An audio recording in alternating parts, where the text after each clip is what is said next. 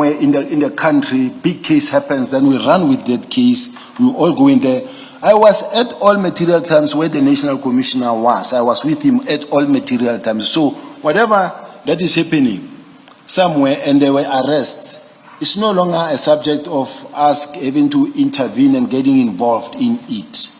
So you're saying that the matter was resolved because the actual hitmen were arrested, and therefore it was resolved. There was no need to do any further investigation as to who ordered the hit, because that was the issue. You are very wrong in saying that, because I've never said that. So it wasn't a closed issue then. It remained under. Are you aware that the SIU and the Hawks are investigating? I wasn't aware, and it wasn't for me to make any such follow-up, because then the question would be, what was my interest to follow up in those things? I'm not asking if you followed up. I'm asking about your knowledge of it. Because I'm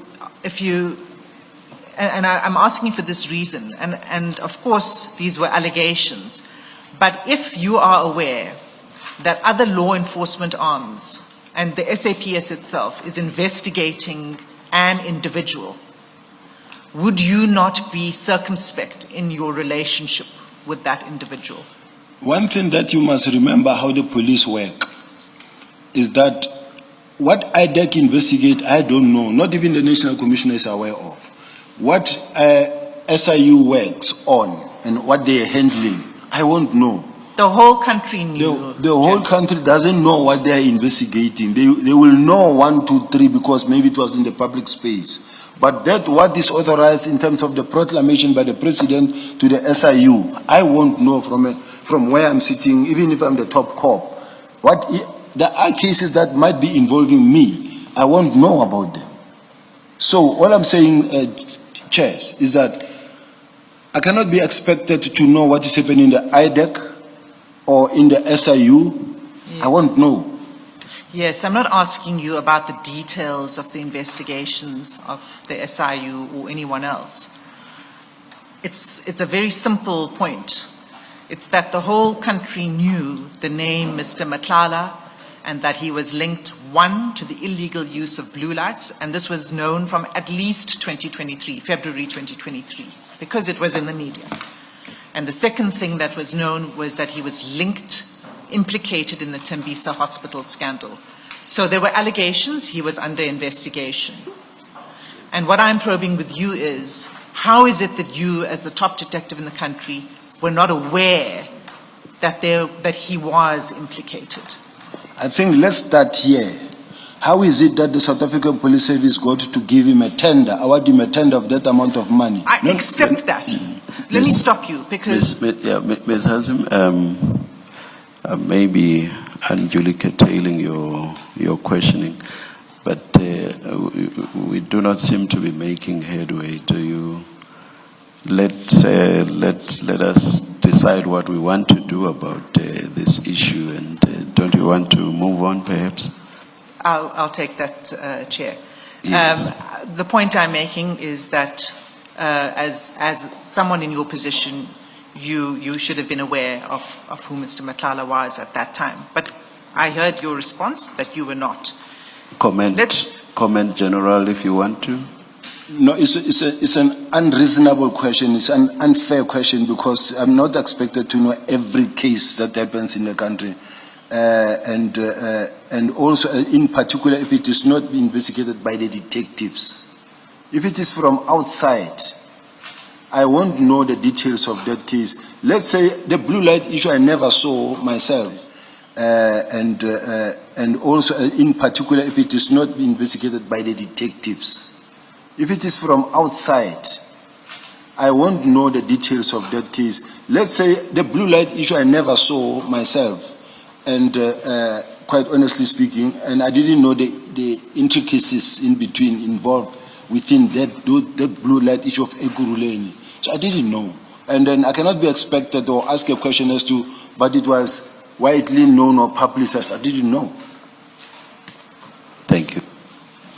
So, Ms. Hassim, before you proceed, Morning General, morning. Just to clarify something for me, you said earlier on that when there would be SAPS events, service providers would be called, and Mr. Matala's company, Medicare, also had a stand.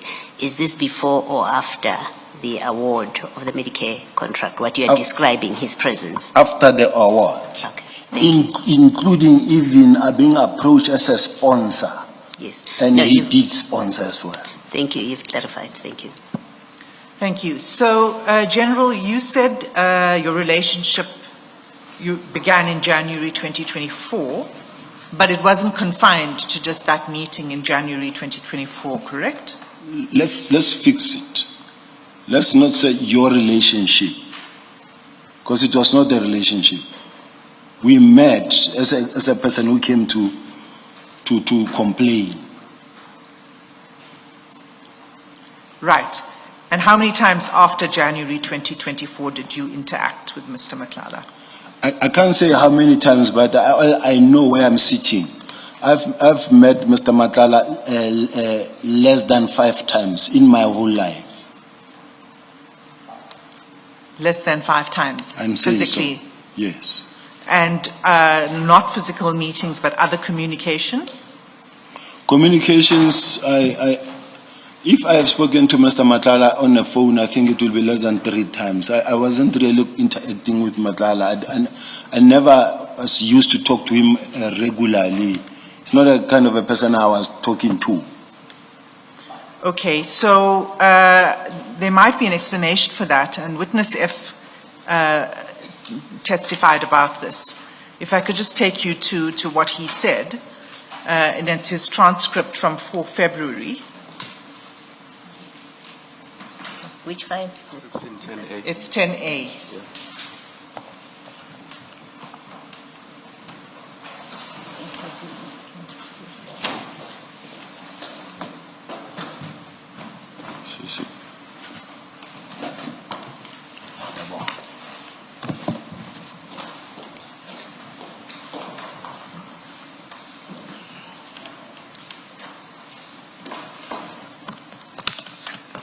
The 4 February transcript starts at page 219.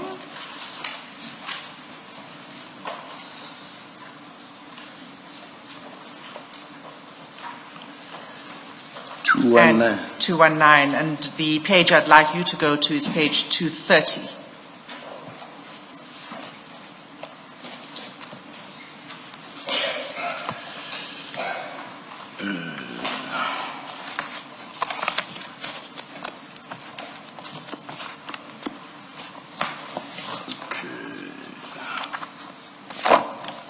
I'm not sure if I'm at the right page, but it start Witness F. I would not know, Commissioner. That's the correct All right. page. So the line is, well, just for context, let me say this is when Witness F says that he had also arrived at your office at that meeting with Mr. Matlala. And if you go to line 20,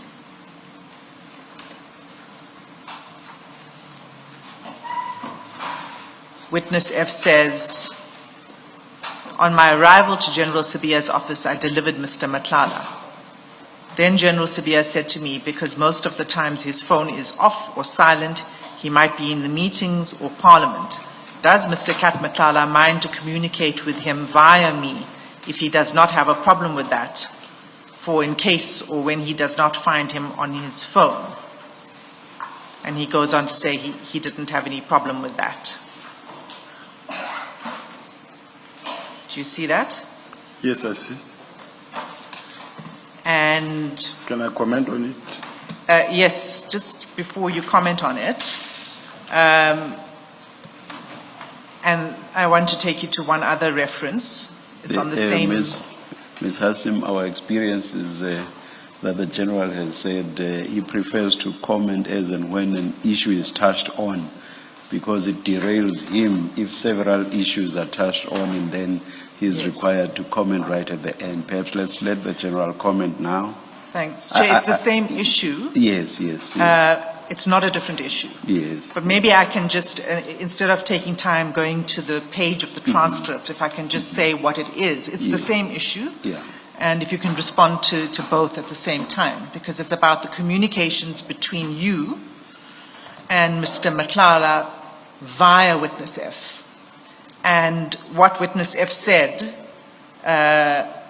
in response to this question by Advocate Chaspelson, who asked how frequent was it for Mr. Matlala and General Sibiya to meet, Witness F said, I would not know exactly, but I would know that Mr. Matlala would send me messages vis-a-vis General Sibiya would send messages that tell Cat or Cat tell General Sibiya, meaning he was passing messages between what he says is Cat, Mr. Matlala. He says messages between Cat to you, and you would say pass a message to Cat. So those are the two parts of the evidence. Same issue, that Witness F is the go-between between you and Mr. Matlala. You can comment on that now. Now, my office is structured. I've got administration, I've got a messenger, I've got a PA, I've got a staff officer. And when there is someone down there and they call, one of them will be the one to go and fetch Mr. Matlala, of which that was the case. He was fetched by one of the ladies in the office. Immediately after the meeting, they went and they took him out, but he went to a certain brigadier. I don't know which brigadier, because apparently there's Brigadier Glenda Bukaba, and there is also Brigadier, the lady who was testifying. I don't know where she's based, but they say, my PA says, no, I went to fetch him, then I took him, after the meeting, I took him there. So what Mr. Matlala, what Mr. or Witness F is saying, I don't agree with it, because